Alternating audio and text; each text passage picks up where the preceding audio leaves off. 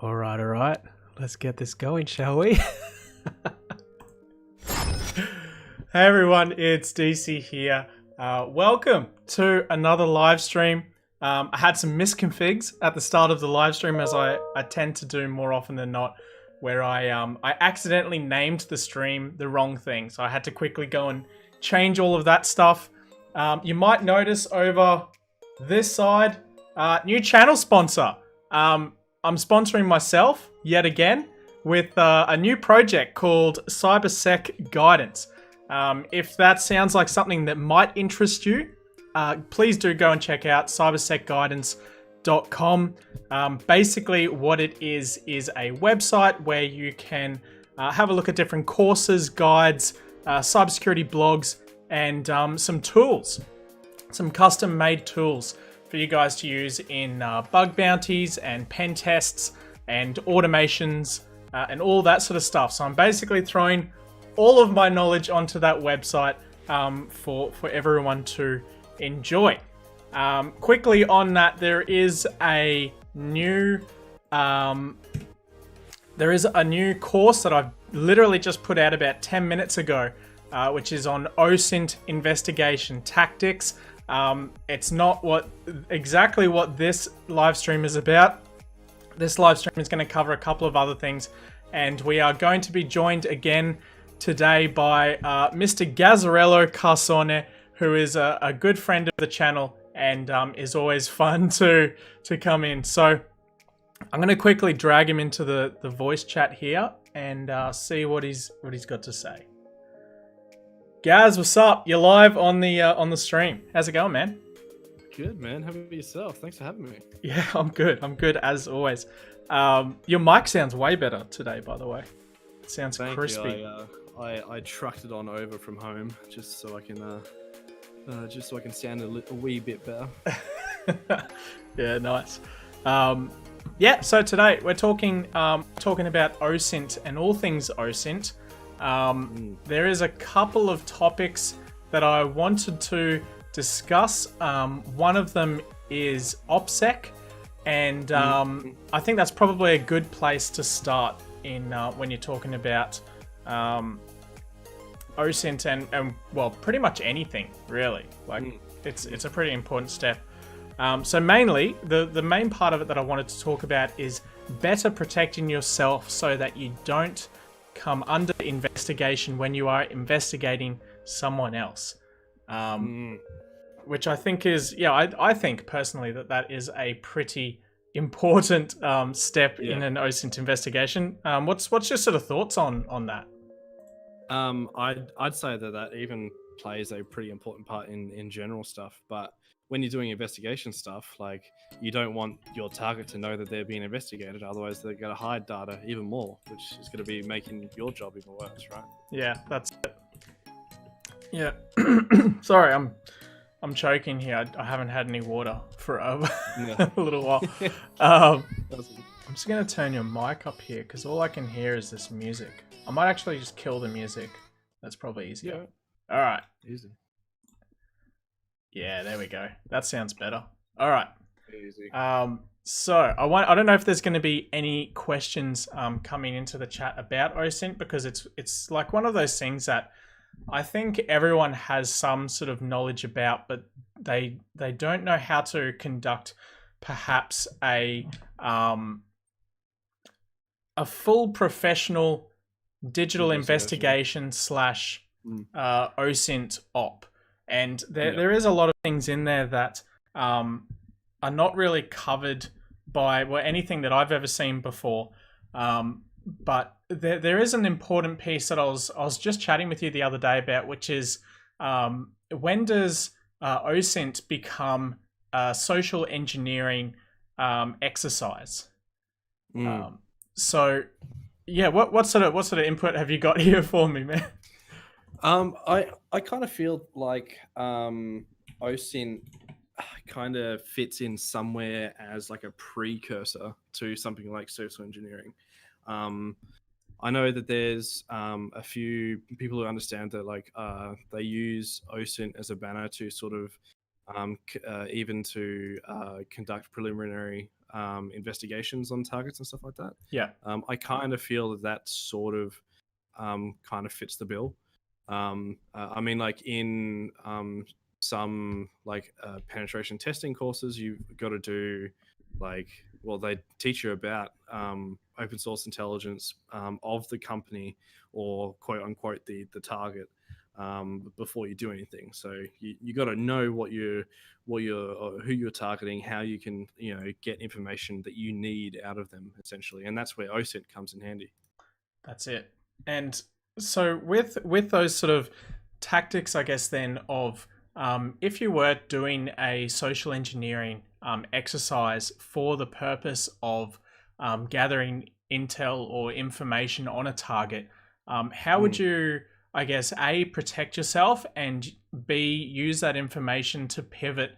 I guess it sort of depends on the information you get, but yeah, if you were, for example, to get someone's phone number, or maybe a social account of theirs during a social social engineering exercise, what sort of, how would you go about getting that information and I guess protecting yourself when they sort of start thinking, what the hell is this guy asking me these questions for?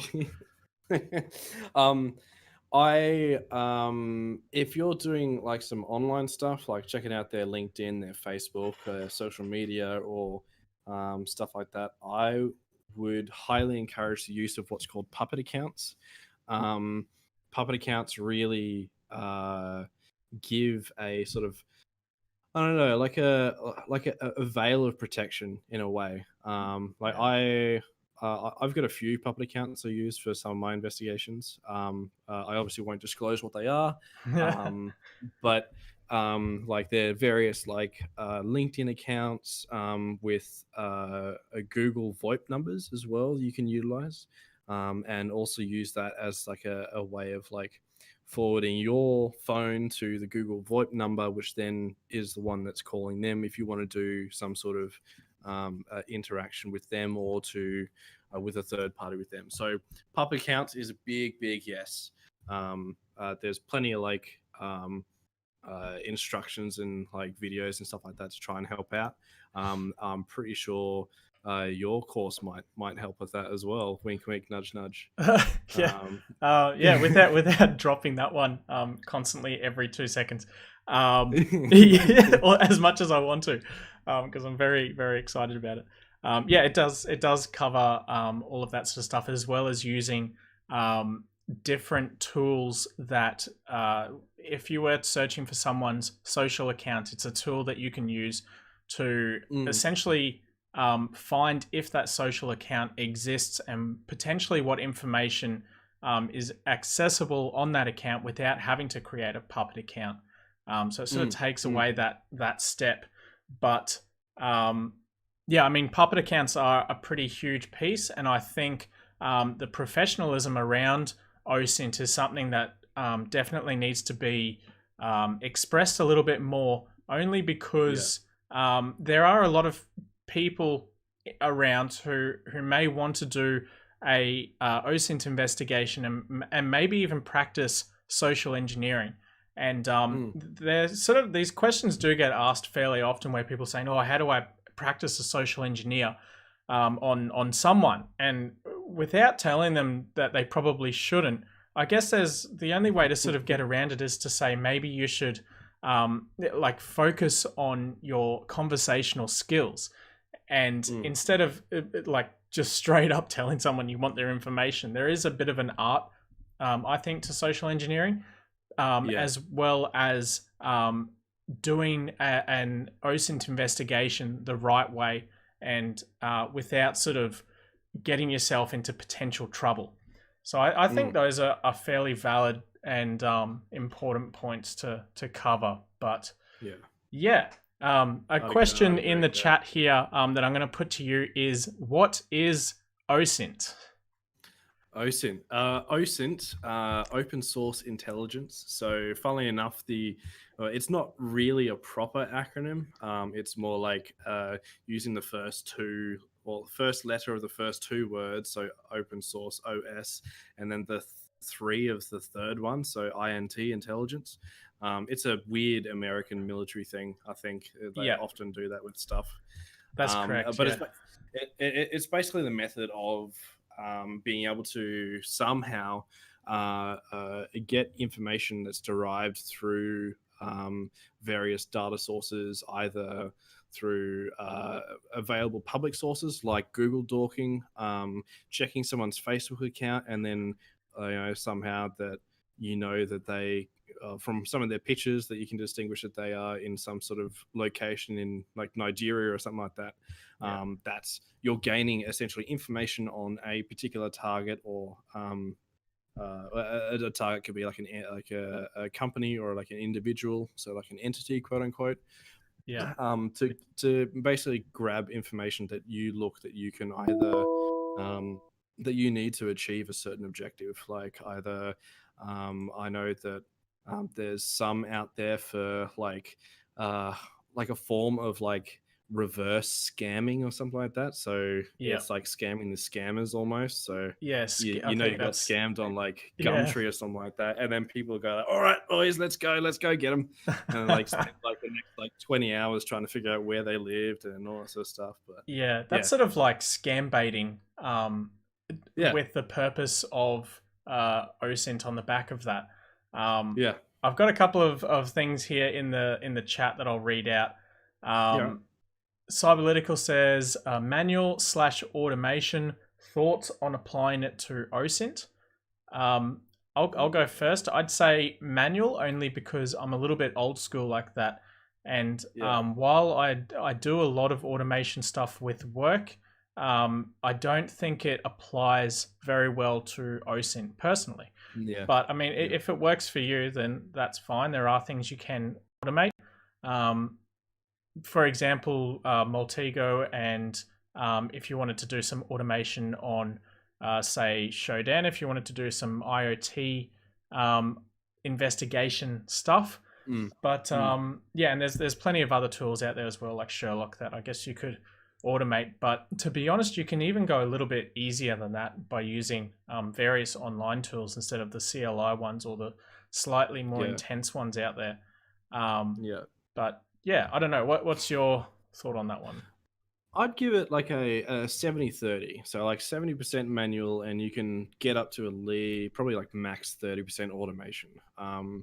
Like you can, for me, what the biggest time in OSINT investigations is having to set up those puppet accounts and like VPNs and all this stuff. And you can automate all that as much as possible. That's it. So there's that, and then of course, like you said, automated API integrations with Showdan, as well as even like the other web tools. Like I think is Multigo a web tool? I've never heard of Multigo. Come to think of it, Really? Oh, okay. yeah, No, yeah, this it's is the not a first time web I'm tool. hearing about it. There's a CLI version, there's a GUI version. But yeah, it's a pretty intense tool that you can use. It's essentially just discovery of accounts Oh, right. more than anything. Okay, Um, okay. I've got another question here from someone on Twitch who says they want to see your cam. They want to see you on camera, bro. See me on camera. Yeah, they want to see you, dude. I think maybe we can set up something like that later on down the track. Yeah, another day. If Yeah. yeah, if you want to see what I look like, then I go by the handle of GCC-compiled, and I think you'll be able to hit me up on LinkedIn as well if you want to see. Like you'll be able to see a Google GCC-compiled, and you'll be able to figure out what I look like and all that sort of stuff. Yeah. But just because of my current location, I won't be able to show my camera, unfortunately, dude. Sorry. Yeah, not today, because you're actually at work, aren't you? At the moment, I'm sneaking in another live stream session at work. Yeah, so I'm looking This is through alarms great. while I'm having a chat. So yeah, Oh god. Okay. Just on while we're touching on the tools section, there was a sale a couple of days ago for Showdan. yes, That was, I think it was $4 this time. I remember last year I got yeah, it for $1 in a flash sale, which was pretty cool. I don't yeah. know if they're going to do that one again anytime soon. I think it was like the Black Friday Cyber Weekend thing. Yeah, I think Um, I like yeah, they seem to do that like most Black Fridays. yeah, But I'm pretty sure from what the Twitter post was because they hit like 4 million, I don't know, 4 million. Um, was it like accounts buys or or something like something. that? Yeah, something like that. Yeah, Yeah, yeah, they're gonna do like down to $4 kind of thing. So I guess it's like a marketing kind of thing. yeah. Okay, next question is from Beamer. It says, "Hey DC and Gaz, wondering what both your thoughts are on applying OSINT to cold cases and missing person cases. Oh yeah, Seems to be an impossible task." You've actually got experience in this, so yeah, throw yeah. some knowledge down on us, dude. Yeah, so at the moment, there's like a worldwide thing. Trace Labs likes to host. Uh, like a lot of people come in and just do a OSINT session to help find missing people around the world. I can't remember.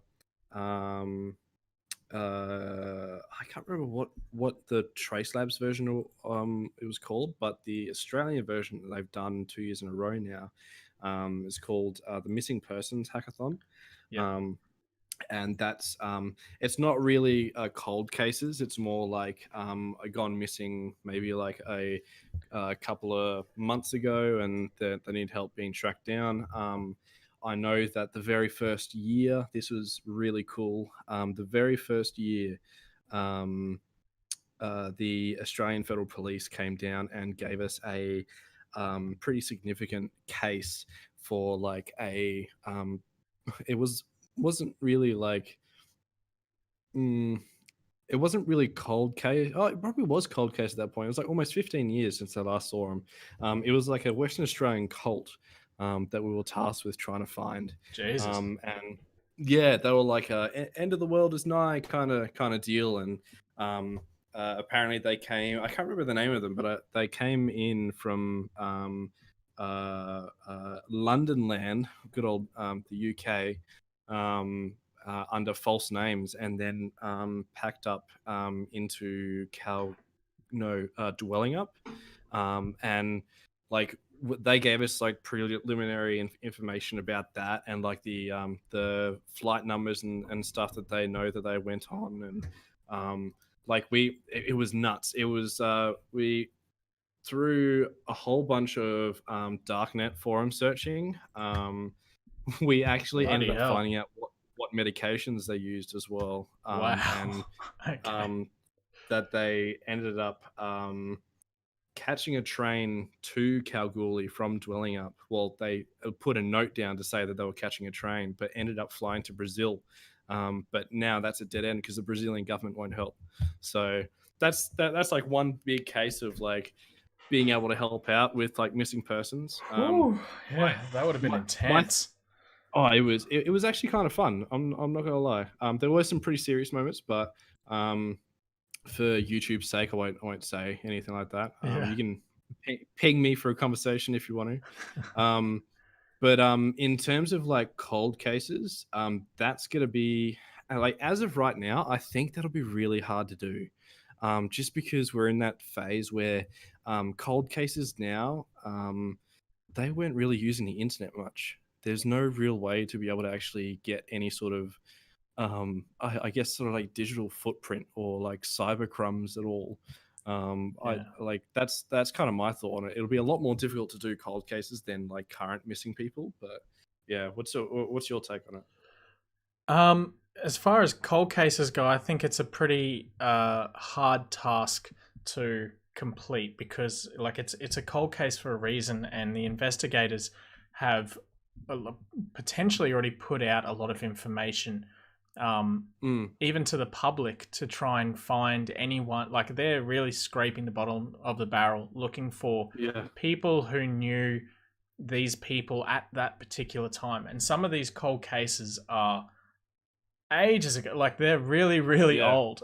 So old, it's, yeah, yeah. I mean, they're kind of stuck, which sucks. And I'd love to help out. Like, I see a lot of posts on Twitter from different police departments around Australia asking for help on a particular thing, and there's a reward for this, and all the rest of it, and there's they're so alluring. Like some of them are hectic. Some of them are like $500,000 reward for information that leads to an arrest, and a lot of the time, like, no problem, I could do that. I mean, I know how to OSINT, no drama. And then I get like 3 days into it, and I'm like, this is shit. I can't find anything. It turns out to be like some old guy who'd had like the old Nokia phones, and that was it. Oh, dude, like, there was. Did that for sure. There was this one from the 80s that was like $1 million payout reward. 80s? Yeah, it was so old. And it was like 1989 or something. It was like basically the 90s, but not. Oh. And he'd been missing since then. His family missed him, and they still had hope that he was out there, and all this sort of stuff, which is it's good to have hope and all the rest of it, but it's such a hard task to find someone from 30 plus years ago. Like, especially if it was like for the ones where it's like, find this person from last week, I mean, that would be easier. Because sure. That would be super easy. But in comparison to one that's like 30 years old, you're like, this is not going to happen. Like 30 years ago, no one had a phone, no one had a computer. Exactly. Like most households didn't have computers. You're better off going to the library to go through those, those old school like newsreel readers where they look like a mini plasma TV, but you're literally just scrolling through like snippets of newspapers or stuff like that. You're better off finding something there than you are on the internet at that point. Yeah. Someone has asked me here, have I ever done automated OSINT reporting from Maltego? The answer to that is no, I never have. I have used Maltego, but I've never done the full automation side of it at all. I've never actually even run the there's a module in there that you can connect it up to Showdan, and I've never used that either. I prefer a much more manual approach to OSINT personally myself. And I mean, I'm not saying there's a right or wrong way to go about it. That's just the way I go about it. So yeah. Damn. Yeah. So yeah, interesting topics there. Let's have a look at some questions OSINT related. I appreciate everyone asking me questions about the industry, but this video is specifically about OSINT. So just give me a sec. Someone's spamming again. Finding missing people is difficult. The more help, the better. That's very true, but like we were just saying, it is a bit hard to find information on someone from a very, very long time ago. So yeah, it's a bit of a shame, but it is what it is. Yeah. Someone actually asked here, have you used the Showdan X form in Maltego? No, I haven't. I've not done that. Doesn't it require like a API key from Showdan? I think so, yeah. I don't know. I've never really looked into it too much, to be honest. But yeah, lots of questions about gaming laptops. I would love to answer them, but let's stick to OSINT. Come join the Discord channel, and then you could talk about it in desktop builds. Yeah, that's it. Yeah, I mean, yeah, the Discord server link up here, this huge one across the top, will get you into the Discord server. Yeah, jump on in, have a chat. There's a whole thing about desktops where you can talk to people all day, every day about it, and they'll love it. All right, let's have a quick chat about keeping notes, because I know this is something that you know a lot about. Yeah. And maybe let's focus on the OPSEC side of note keeping.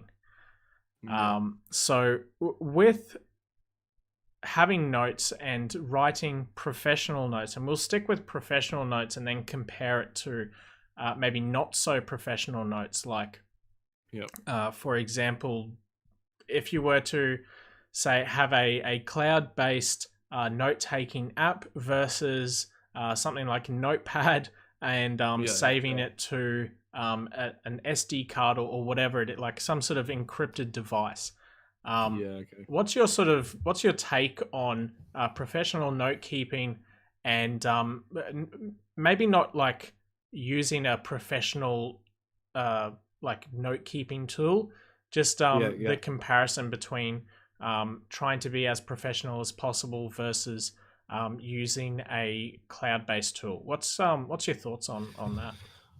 Um, so with depending on the type of investigation that you're doing, like if you're doing something like for a lawyer, perhaps, you need to be doing certain types of questions that are answered, certain methods on how to keep those notes, and there's plenty of tools out there.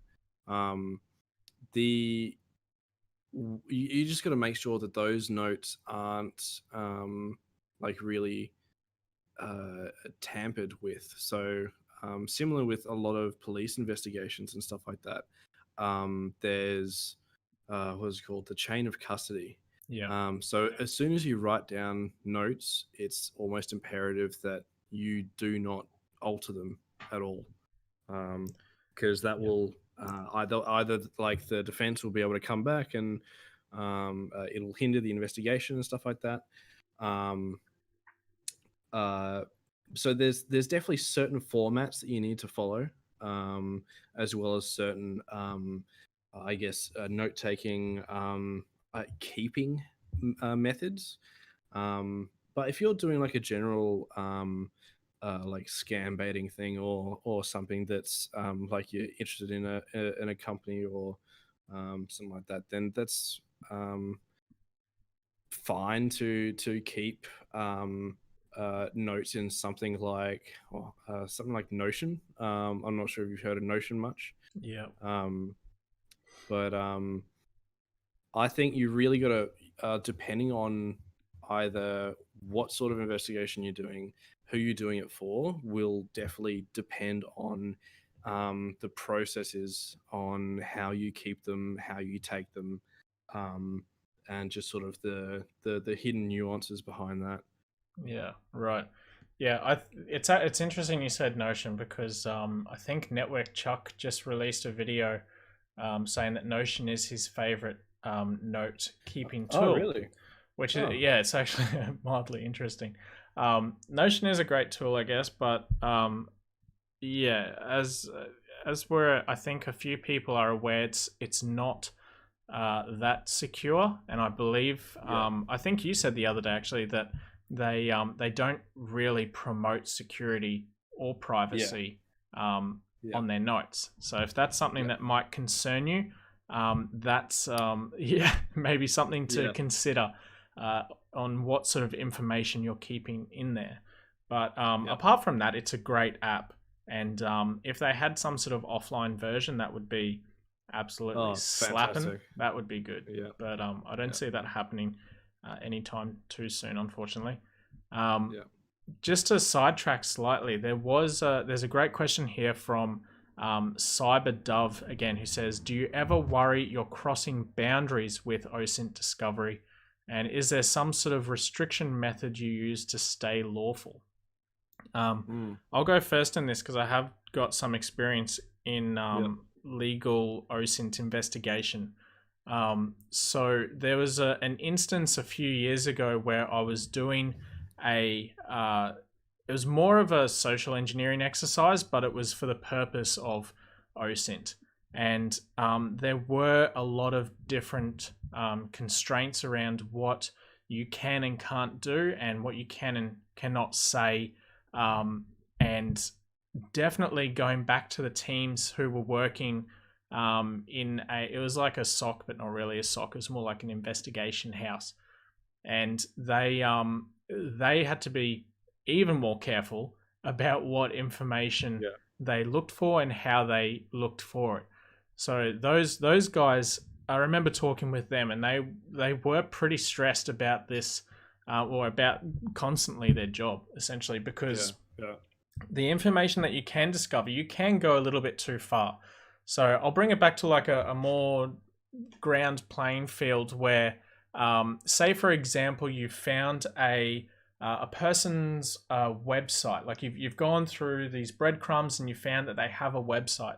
and you have the IP address of that website, and you're like, oh, I just wonder if it's on Showdan. So you chuck it into Showdan as a search. You find lots of open ports, default passwords. It's as open as you could maybe like. Now, that search on itself is very, very close to the "you should not do this" mark.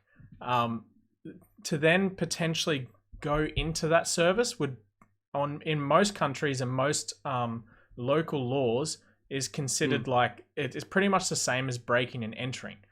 Even though you haven't broken anything, you did enter it unlawfully, which is that is a bit of an issue itself. So you do definitely need to be careful about how you go about things, and if you're doing something for the purpose of reporting on it, and maybe not gathering information. So if you say, look, there was a website that this person owned, they do have a bunch of vulnerabilities, so I don't know what sort of information is on there and how it might have already been tampered with. That's sort of how I would approach it, because pushing yourself over the next step, which is actually going in on that system and sort of breaking in, is dangerous. Very, very dangerous. Yeah, that's right on the edge of straight up illegal. So yeah. And then you've also got the issue of, if you do go too far, then if it's against a particular lawyer versus lawyer kind of case, the opposing lawyer would be able to say, you got this evidence unlawfully, so it doesn't count, kind of deal, right? Yeah, that's it. Cyberlytical just said in here, interesting enough, a guy in the UK a few days ago came across a Git repo exposing sensitive information. He reported it to the company, yet still had the police at his door. I think personally that he has done the right thing. As long as, it depends on the reason that company would have sent the police to his door is because they probably think that if you take that one step of research and you find something that is maybe sensitive, then maybe perhaps you have taken the next step, and they probably just want to cover that off for legal reasons. So it's even though he's reported it to them, it doesn't mean that he hasn't it depends on what sort of system it is and if it was backdoorable or whatever. But what if he did? I mean, they don't know that. And well, I kind of feel like it was like a way of how he reported it. Like, because reporting stuff is like, you really got to be careful on like what you say, how you say it, because it could be interpreted wrong to say, hey, I was doing a searching of your company and I just happened to find like a GitHub repo, and then the police come up and be like, why were you searching the company for? That's it. Yeah. And also on that as well, like it goes the same in a physical sense of OSINT when like there's laws in different places around taking photos of people, especially if there are children in those photos. That is like very, very danger zone. And also recording people's voice without consent. Now, obviously, if you're an investigator with like a police force, you have different sort of boundaries compared to Joe Blogs down the road who just wants to find out why his neighbor hates him so much. So there are different sort of things that need to be considered. But my best advice is to sort of look at the local law in the area that you're in or wherever you are conducting an investigation on, and stay within the boundaries and guidelines of those laws, and make sure you're aware of what they actually are first. Yep, that also applies to where that data is sitting. So if I'm sitting in Australia and I'm doing an investigation on someone in the UK, not only do I have to apply for the Australian laws, but I also have to do the same for the UK laws, because that's where the data sits. That's it. Yeah. So it's not just where you're bringing it to, it's also where it came from, which is, that's very important as well. We've sort of talked about what OSINT is, I guess, and the different types of OSINT approaches, as well as legalities around note keeping and all of that sort of stuff. I guess the more fun part of OSINT, the funner side that I think is something that's worth exploring more into is the CTF side of OSINT. So with CTFs, there are a lot of OSINT CTFs out there that teach you different types of techniques, which are really fun, and they're sort of a great way to go about it. However, they are extremely frustrating because a lot of the time they don't give you a lot of information to go from cough down under CTF cough. So it's I'm still salty about this. Like 1 year later. Whole teams worth of salt, man. Yeah. Oh god. Yeah. So yeah, it's it's an interesting thing to sort of cover the whole OSINT and CTF thing, but there, like I said, there are lots of great OSINT CTFs out there. There's heaps on Try Hack Me that are really fun. They're starting to get included in more CTFs on CTF Time. The ones that are listed up on there. There's quite a few fun CTFs in there. However, the majority of the ones I've seen outside of Try Hack Me are extremely frustrating because they don't sort of give you that guidance that Try Hack Me does give, because it's more of a learning experience. I've got Neo in the waiting room here, so I'm going to grab him and bring him up because I haven't chatted to Neo for ages, so hold up. Neo, what's up, man? Welcome to the live stream. Hey, dude. Oh, okay, I am here. Yeah, you're in the live stream. Yeah, no, I actually saw. I woke up, tried to wake up on time for it. Hell yeah! How you been? I haven't talked to you for ages. Life is life, but we all figure it out. Nice. Yeah. So we're talking about OSINT investigations. At the moment, we've gone over. I was literally listening to the. Oh, you've been listening to the whole thing. Sweet. Okay. Yeah.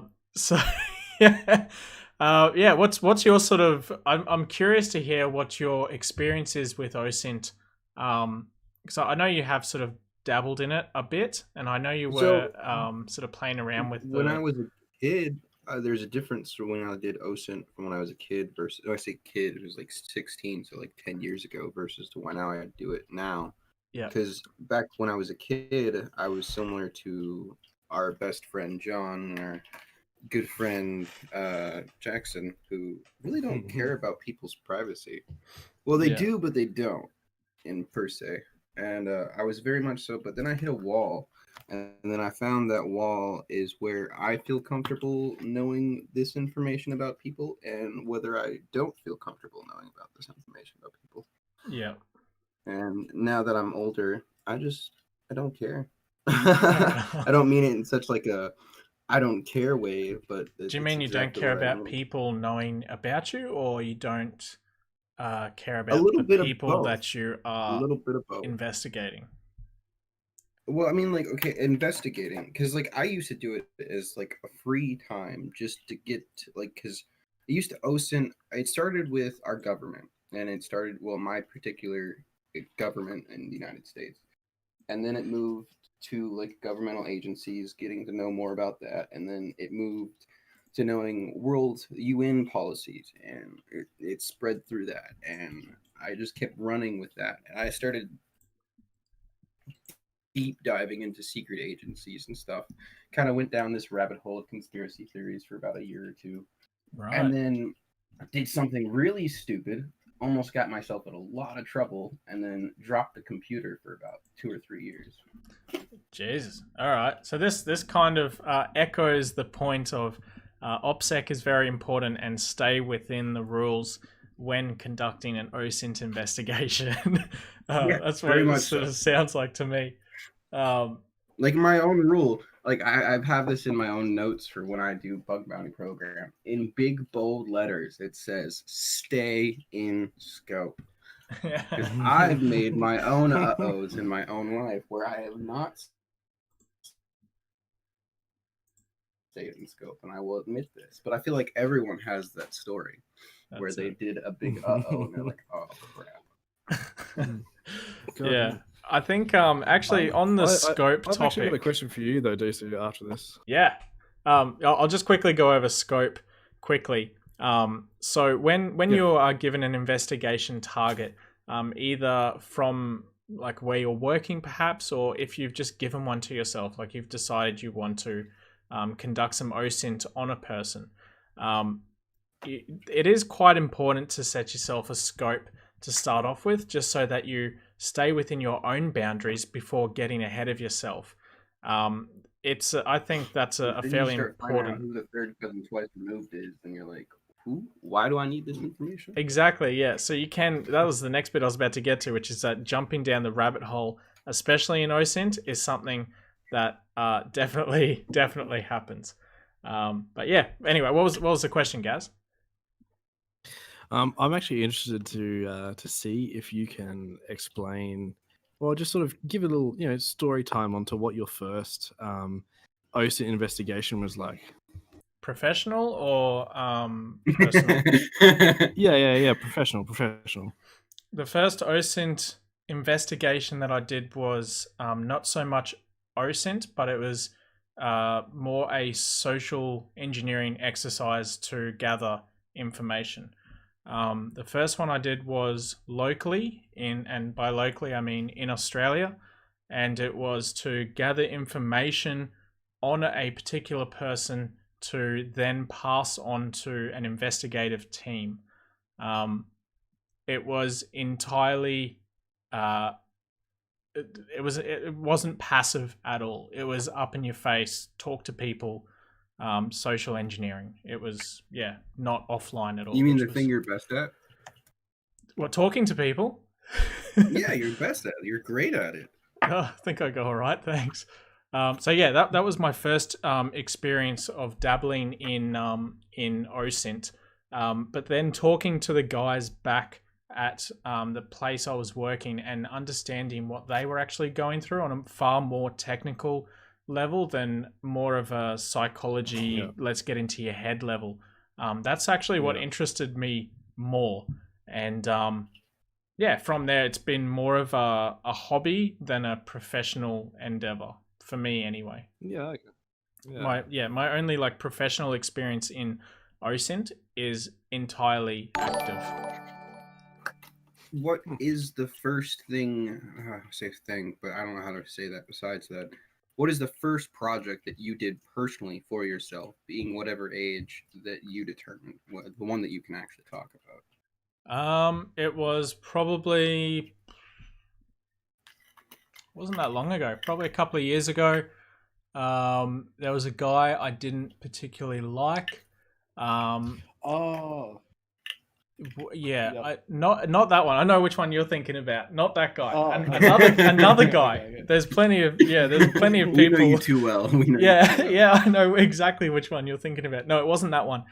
It was it was another guy that he ticked me off. I can't remember exactly what it was, but I just I jumped down the rabbit hole and spent hours searching about this guy. I was within my own legal rights though, just to cover my ass legally here.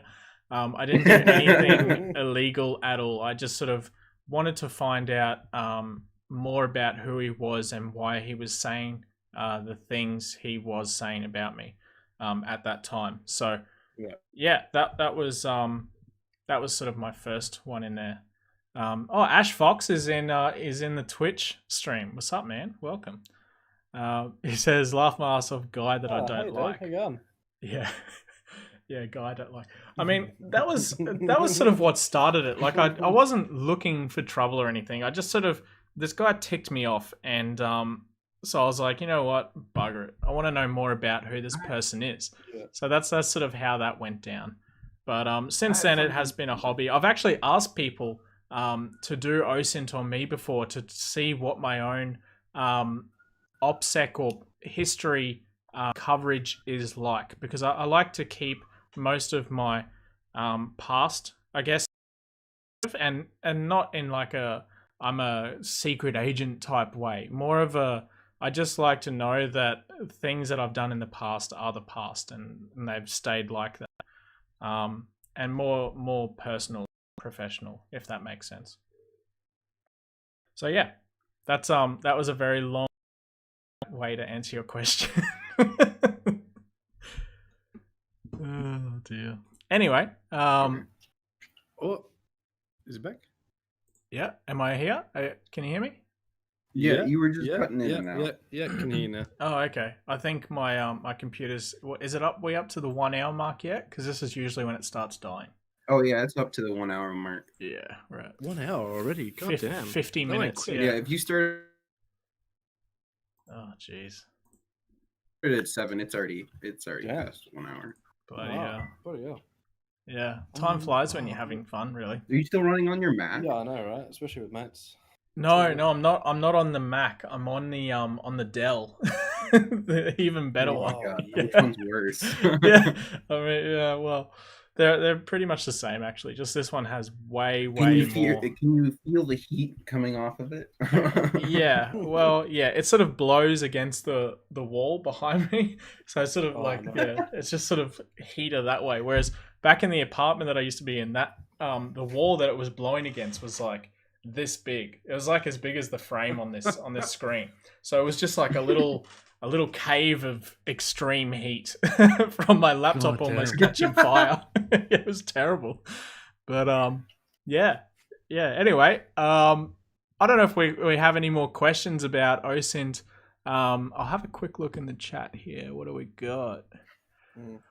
Here's a quick question for you, 'cause Scribster I don't says, think- "Don't get me started on the plain OSINT challenge in Oh, Down Under CTF." I just started being okay, man. Come on, come on. Yeah, I forgot about that. I was almost over the PTSD that gave me. But anyway, I felt so dumb on yeah. Cyberlytical says, I see OSINT boundaries. Kids doing OSINT definitely forget boundaries. Yeah, that's a sort of point that we raised before. Sometimes going too far, looking deep into families where the relatives are irrelevant from the main intentions. Absolutely. Yeah. Here's a random question. What's the hardest bit of information that you've ever had to get through OSINT? Like, what do you think is the hardest bit of information to get? A confession. Yeah, like of a confession. Yeah, I'd say a confession. Pretty That much, or like, well, probably Wouldn't that be more nowadays social like engineering than OSINT though? It depends what you're looking for. Yeah, Or how you look at it. It depends how you go. I mean, if you can find something that leads to enough information about someone who you can then sort of work out that they have committed that crime, then that is essentially the confession in its own. But then you have to get it from them saying, yeah. So that's a pretty hard one. I mean, Okay. but yeah, the confession is, if it was a social engineering thing, yeah. I'd say definitely the confession would be the hardest part. Also, the initial conversations of gaining trust are the absolute hardest bits, because first impressions count, and they count quickly. If you don't get across what you want to say real fast, you're done. Is it similar to like, I know I've seen a couple of like YouTube videos when they're doing like red teaming, and they're classic clipboard and like a name badge and a polo, and they walk in and be like, oh, I'm just here to fix such and such, or like all that sort of stuff to like bypass I wish I could pull that off. like yeah have you ever done anything like that where it's like, give me one sec, like hold that? up, I'll just get something. Brings out The a dreads clipboard. give me away, man. I could never do anything like that. Alright, hold up. I see a guy with dreads coming over, and they're just like, "What kind of hacker are you?" A serial killer. Note to self, don't Yeah, get like- dreads. We have here Yeah, clipboard. the typical. You've definitely never walked into a building with this before. Yeah, definitely not. There is a high vis vest in here somewhere as well, but I can't find it. Have you ever done the clipboard? Oh, pineapple in a clipboard. No. Pineapple, like the Yeah. Hack So 5 you put like, pineapple? have you ever seen those hollow clipboards that have like a metal backing behind them? It's got like an inch to 2 inch air gap, and you can actually put a Raspberry those Pi in. ones. Yeah, where you put like your pens or like Yeah. some other stuff. Yeah. Yeah, that's you can pretty put a cool. Raspberry Pi in there. That's an awesome That's really idea, cool. actually. Yeah, I've never seen that. It's pretty cool. No. So yeah, but no, I have like a very basic field setup now, but it's mostly just like a bit of a gimmick, to be honest. Yeah. So yeah. But I Yeah. mean, so Super Stargazer says, "Where are you from?" I'm from Australia. Cyberlytical says, "Role play time." Yeah. I mean, Role play time. Oh, yeah. God. What sort of role play are we talking Best about three here, man? people for that. Please keep it PG. Yeah, role play. I mean, yeah, that's more on the social engineering side of things rather than OSINT. But yeah, I mean, yeah. Someone says Facebook OSINT tool that I like the most. There's some really good web-based ones for searching Facebook, but only because now getting information from Facebook or like creating a puppet account for Facebook is actually mildly difficult. The last few I've had have been disabled within like minutes, like real fast. Yeah, they're really quick. I tried creating a whole bunch and they got deleted, which was so yeah. Yeah, I know there's Facebook still a way to is make really a mass amount of Google Gmail accounts. I think they stopped that though. Are they fixed that finally? Yeah, because they had to do, just off track. They had to do like a whole bunch of what is it, like business like Google Suite stuff to stop that. So they've done pretty good at stopping it.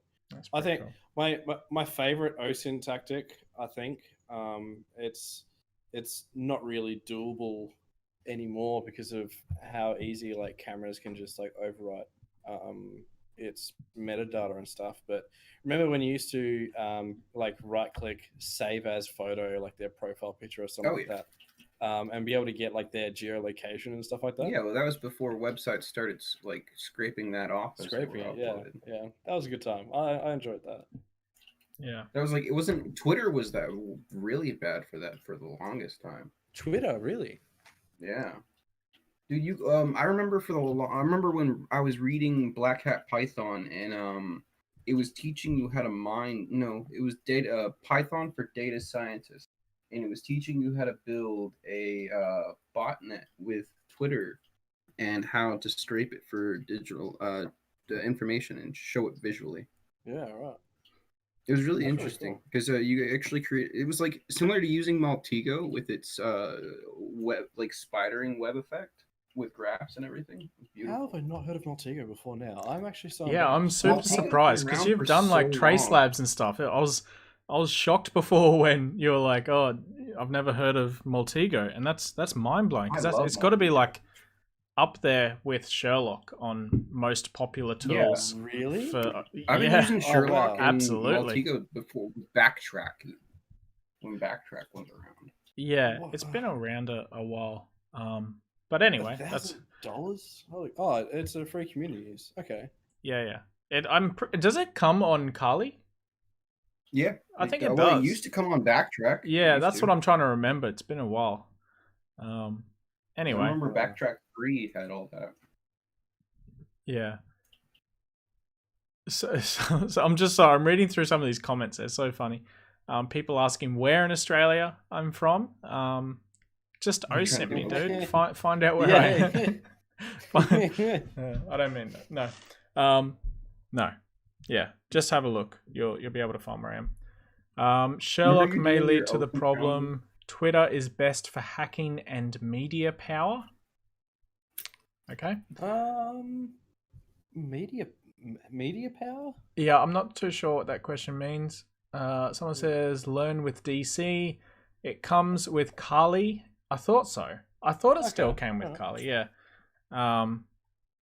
Yeah.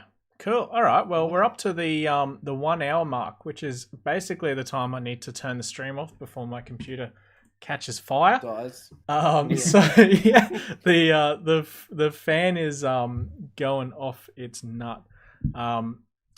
To just sort of cover this whole OSINT video off. The main points are, number one, don't OSINT me, please. I know I just said OSINT me, but that was a joke.